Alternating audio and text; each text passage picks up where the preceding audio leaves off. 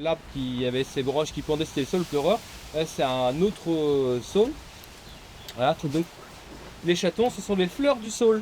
Ce jour-là, le temps n'étant pas de la partie, l'atelier de tressage animé par Jackie Gouban, initialement prévu en pleine nature, s'est déroulé bien à l'abri dans le bâtiment de la réserve.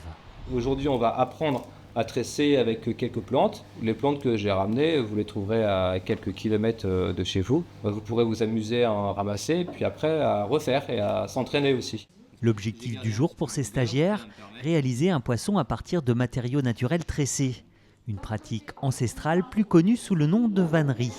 C'est un savoir-faire qui s'est perdu, donc on a pu voir ses grands-parents le faire, mais jamais fait soi-même. Donc là, les gens osent aussi revenir sur des activités un peu traditionnelles comme ça.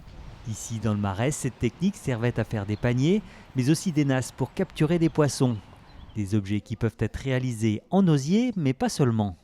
L'osier, c'est aussi du saule, donc on peut utiliser du saule sauvage et d'autres plantes buissonnières glanées à quelques mètres d'ici. Là, j'avais ramené de la massette aussi qu'on n'a pas trop utilisée, mais ici on aurait pu récolter de la ronce, du cornouiller, de la pervenche, des chèvrefeuilles.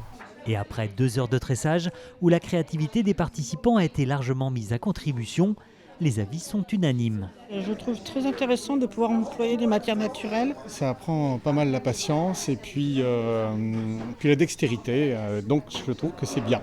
J'avais jamais fait de vannerie avant. J'en avais entendu parler et puis les paniers qu'on en voit encore. C'est un peu plus dur que ce que je pensais. Pour un petit objet, ça demande quand même un peu de travail. Là j'ai fait un poisson en osier, donc voilà. Je suis plutôt fière de mon résultat. À l'issue de la séance, plusieurs participants parlaient déjà de reproduire l'expérience par leurs propres moyens, à commencer par trouver la matière première nécessaire dans la nature proche de chez eux.